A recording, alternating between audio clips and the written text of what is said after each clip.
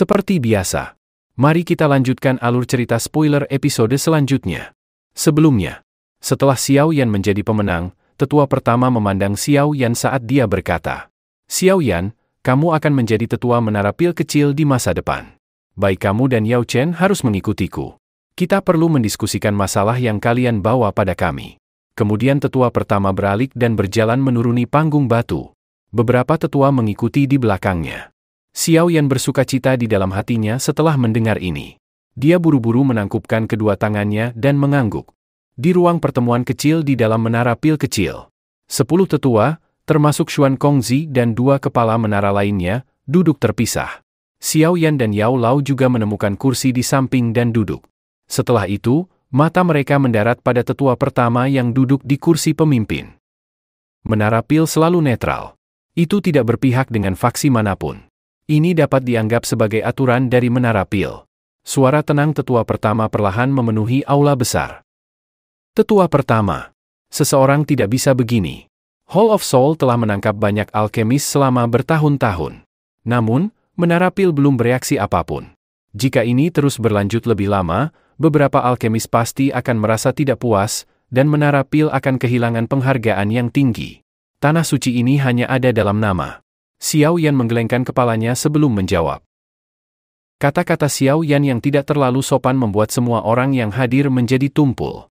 Namun tetua pertama di kursi pemimpin tetap tenang dan menghela nafas. Yao Chen, muridmu ini tidak hanya bagus dalam hal douqi dan penyempurnaan obat, bahkan kata-katanya sangat tajam. Orang muda cenderung sedikit arogan. Tetua pertama, tolong maafkan dia jika dia menyinggungmu dengan cara apapun. Yao Lao membelai janggutnya dan tertawa. Dia tampak sangat senang.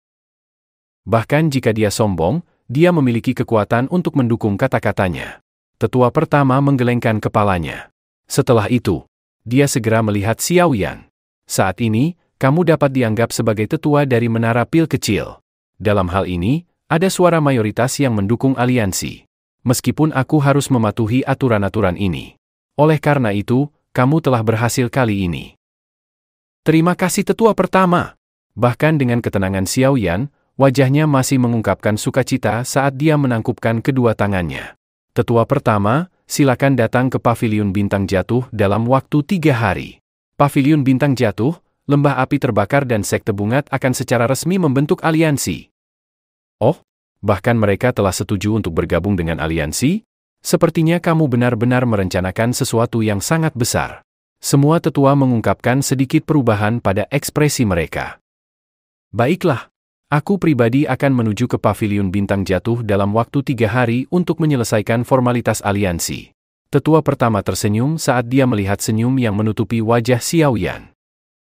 Xiao Yan dan Yao Lao tinggal selama 1 hari setelah menyelesaikan masalah menara pil kecil. Selanjutnya, mereka pergi dan bergegas tanpa henti ke Paviliun Bintang Jatuh. Sebagai tuan rumah, banyak yang harus dilakukan untuk mempersiapkan aliansi ini. 2 hari berlalu dalam sekejap mata. Saat ini, Paviliun Bintang Jatuh sedang sibuk menerima tamu-tamunya. Yao Lao, Xiao Yan, Cailin, dan anggota kelompok lainnya sudah tiba di sini sebelumnya. Pintu ke alam bintang juga telah dibuka. Tak lama kemudian, suara angin yang berembus tiba-tiba memecah kesunyian. Para anggota Sekte Bunga adalah yang pertama kali tiba. Itu termasuk Yun Yun, 2 tetua yaitu Pri Ching dan Pri Hua. Kemudian disusul dari Lembah Api Terbakar yang dipimpin leluhur Huo Yun, Tang Zhen dan Huo Er. Faksi yang terakhir tiba adalah Menara Pil yang dipimpin tetua pertama Lin, serta Xuan Kongzi. Setelah semua para tamu hadir, Yao Lao langsung membawa mereka ke aula utama Paviliun Bintang Jatuh. Semuanya, terima kasih telah memberi kami wajah dengan tiba secara pribadi di Paviliun Bintang Jatuh. Semua orang harus menyadari masalah hari ini. Mata Yao Lao menyapu aula besar saat dia perlahan berkata, "Aku yakin semua orang telah menyadari tindakan Hall of Soul selama ini. Oleh karena itu, aliansi ini adalah karena kita semua memiliki musuh bersama." Semua orang yang hadir mengangguk. Mereka semua setuju dengan Yao Lao.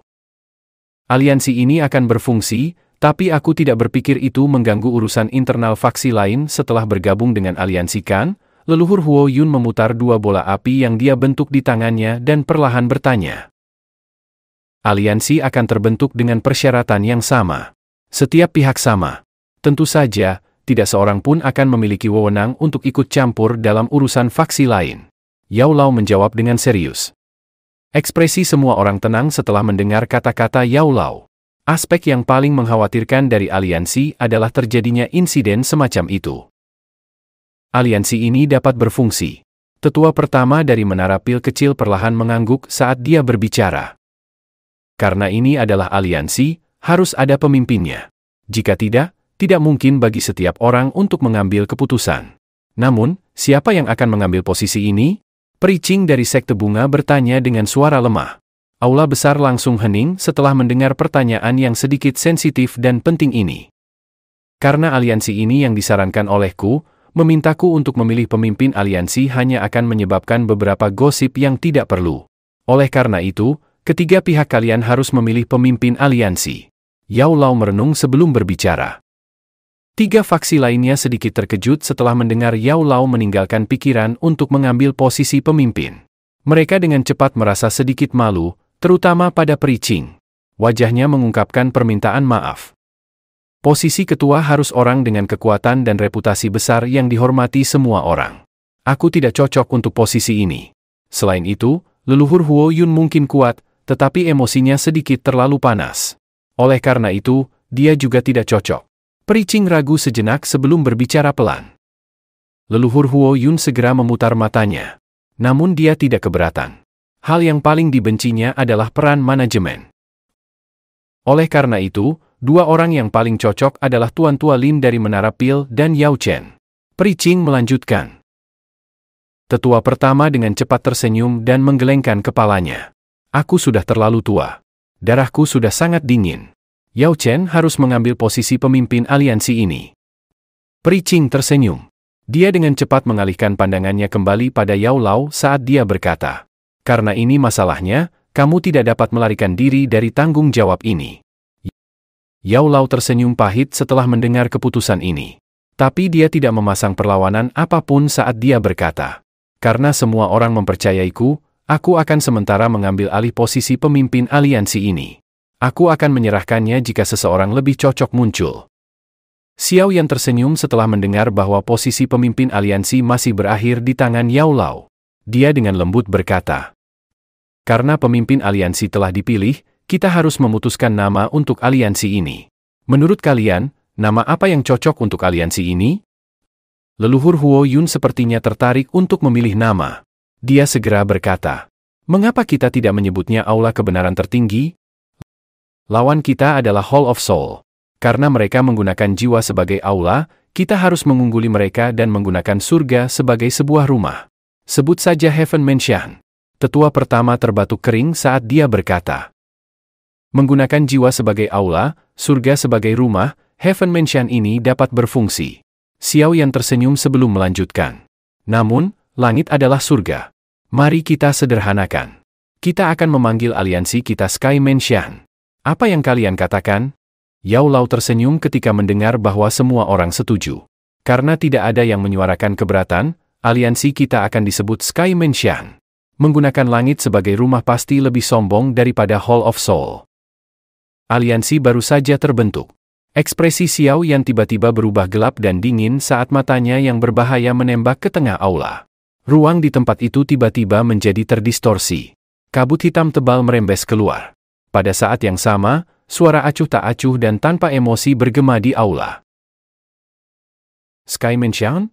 Mungkin terdengar sedikit mendominasi, tetapi kepala aula ini benar-benar ingin tahu apakah kalian semua akan memiliki kehidupan untuk menikmatinya.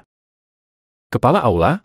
Mata Xiao yang tiba-tiba menyipit setelah mendengar suara acuh tak acuh yang terpancar dari ruang terdistorsi. Kepala aula Hall of Soul? Mata tetua pertama dari menara pil kecil tertuju pada sosok manusia dalam kabut hitam. Tubuhnya yang sedikit membungkuk condong ke depan. Ruang di sekitarnya mulai perlahan berfluktuasi. Mungkin memanggilku wakil kepala aula lebih baik. Kabut hitam sedikit berfluktuasi sementara tawa samar terdengar. Sepertinya kamu, wakil kepala aula tidak cukup berani. Karena kamu berani menerobos masuk ke paviliun bintang jatuhku, kamu seharusnya menggunakan tubuh aslimu. Hanya bayanga, mungkinkah kamu penakut? Senyum dingin tersungging di sudut mulut Xiao Yan. Dia secara alami merasakan bahwa sosok manusia dalam kabut hitam di depannya hanyalah bayangan, bukan tubuh aslinya. Xiao Yan, kamulah orang pertama dalam bertahun-tahun yang menyebut kepala ini penakut. Tawa aneh terdengar dari sosok manusia dalam kabut hitam itu. Namun, pencapaianmu saat ini telah mengejutkan ketua ini. Jika aku tahu ini akan terjadi, aku pasti sudah membasmi klan Xiao saat itu. Orang-orang dari Hall of Soul telah mengucapkan kata-kata ini berkali-kali.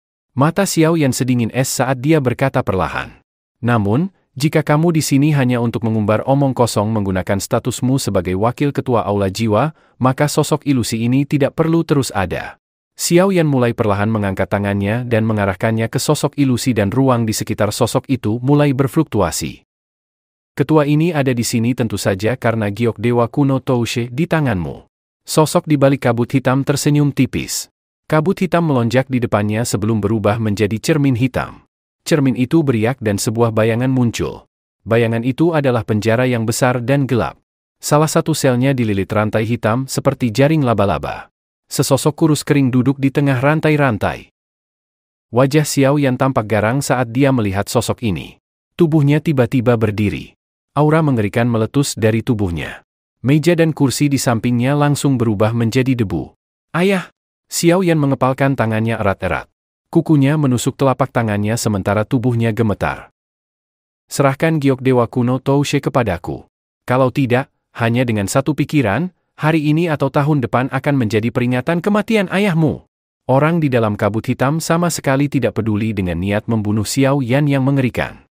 Ekspresi Xiao Yan begitu gelap hingga menakutkan. Tinjunya mengeluarkan suara retakan. Saat ini, ia seperti binatang buas. Ia kehilangan akal sehatnya. Kedua matanya merah menyala. Niat membunuh yang gila membuncah di benaknya. Xiao Yan, tenanglah.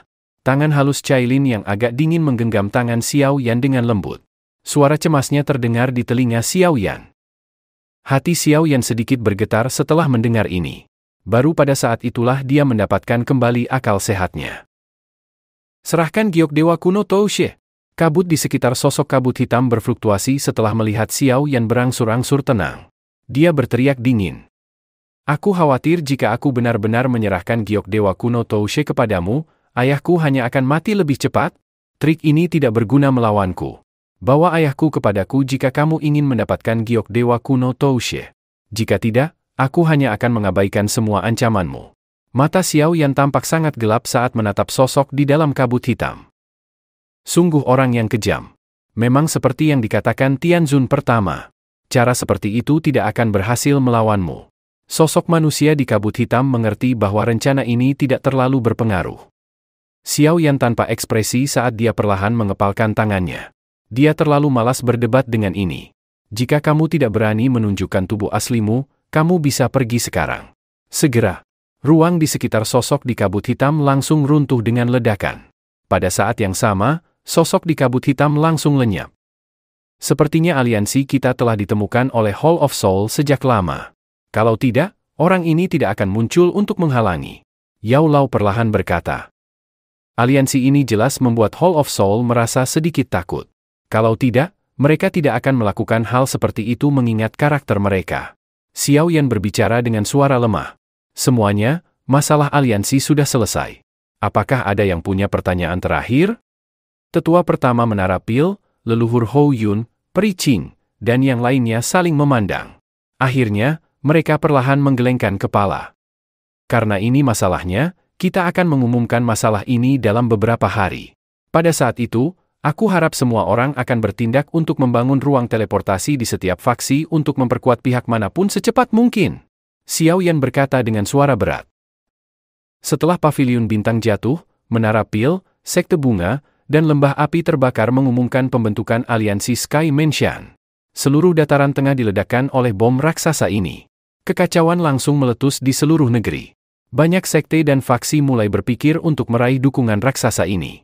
Namun Yao Lao dan Xiao Yan tidak menerima semua permintaan yang datang. Hanya setelah melewati proses seleksi yang ketat, beberapa faksi berhasil bergabung dengan aliansi. 1 bulan berlalu dengan tenang sementara aliansi ramai dengan aktivitas. Xiao Yan, Yao Lao, Cailin, Dokter Peri Kecil, dan beberapa lainnya duduk di halaman yang tenang di dalam paviliun bintang jatuh. Masih belum ada reaksi dari Hall of Soul. Jika tebakanku benar, mereka seharusnya menunggu api teratai memurnikan iblis yang akan muncul dalam 9 bulan. Yao Lao mengangkat cangkir tehnya sebelum perlahan mengungkapkan pikirannya. Kamu juga harus bersiap. Hall of Soul pasti akan mengirimkan orang-orang yang sangat kuat untuk merebutnya. Karena itu, kita harus berusaha sebaik mungkin untuk meningkatkan kekuatan kita. Tidak mudah untuk naik level sedikit pun di level Dou Sheng. Dalam 3 bulan lagi, aku seharusnya bisa mencapai tingkat menengah Dou Sheng bintang 1. Xiao Yan berkata tanpa daya. Aku tidak sedang membicarakanmu. Aku sedang membicarakan Cailin. Dia adalah ular piton 7 warna menelan surga. Selama dia diberi energi yang cukup, dia akan cepat naik ke level Ban Sheng. Yao Lao tertawa. Xiao Yan hanya bisa tersenyum pahit setelah mendengar kata-kata Yao Lao. Meskipun ular piton 7 warna menelan surga akan dapat maju selama ia memiliki energi yang cukup. Di mana kita bisa pergi dan menemukan tempat harta karun yang begitu mengerikan? Ada tempat di dunia ini yang dapat membantu Cailin menempa tubuh fisiknya. Tepatnya di 9 mata air tenang dari suku 9 ular piton tanah. Terlebih lagi, Cailin memiliki batu asal 9 warna. Jika dia beruntung, dia bahkan mungkin bisa berevolusi menjadi ular piton 9 warna menelan surga. Yao Lao tertawa. Matanya tiba-tiba menatap Xiao Yan saat dia berkata, jika kamu ingin menaklukkan api teratai memurnikan iblis, 9 mata air tenang ini adalah tempat yang harus kamu kunjungi. Kenapa? Apakah ada sesuatu di sana yang kita butuhkan? Xiao Yan sedikit terkejut setelah mendengar kata-kata Yao Lao. Yao Lao perlahan mengangguk, mengepalkan tangannya, dan sebuah gulungan kuno berwarna merah tua muncul. Itu adalah formula obat tingkat 9. Pil mata air kuning 9 yin.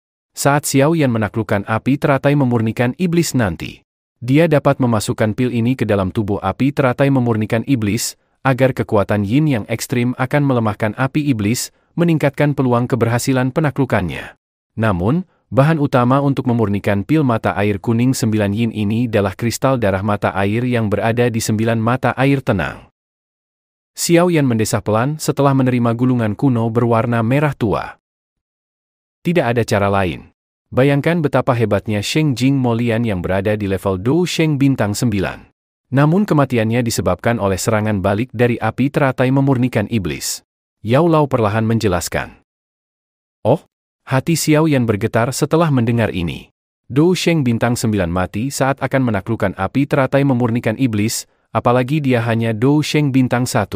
Sepertinya dia harus menyiapkan pil mata air 9 yin ini. Kalau begitu, kami harus pergi besok karena kita sedang terburu-buru. Pagi harinya, Xiao Yan memimpin Cailin, dokter peri kecil, dan Qing Tan keluar dari paviliun bintang jatuh dan bergegas menuju ke suku 9 ular piton dalam tanah. Permukiman sejati suku ini berada jauh di bawah tanah. Jumlah penduduk suku ini dapat digolongkan sebagai yang teratas di antara 3 klan besar. Jurang yang dalam adalah terowongan kunci yang mengarah ke dunia bawah tanah. Terowongan ini pertahanannya cukup ketat. Namun dengan kekuatan Xiao Yan saat ini, pertahanan seperti itu bahkan tidak akan mampu mendeteksi sosoknya. Sementara itu, kelompok Xiao Yan muncul di puncak gunung tak jauh dari jurang yang dalam. Xiao Yan melirik pertahanan ketat ini, lalu menggelengkan kepalanya. Dia baru saja akan mengaktifkan kekuatan ruang untuk membawa semua orang ke jurang yang dalam. Namun suara angin kencang tiba-tiba terdengar dari kejauhan. Beberapa sosok melintas dan bergegas dari cakrawala. Mereka muncul di atas jurang yang dalam beberapa kilatan. Orang-orang ini, mereka tampaknya anggota suku naga kuno Faid. Xiao Yan menatap beberapa sosok dengan keterkejutan di wajahnya. Mungkinkah Zian yang mengirim mereka? Namun, dia seharusnya sedang menyelesaikan urusan 3 raja naga besar lainnya. Mengapa dia mengirim orang ke suku ini? Xiao Yan mengerutkan kening. Sebuah pikiran cepat terlintas di hatinya saat fluktuasi menyebar dari tubuhnya. Fluktuasi ini dengan cepat menyebar.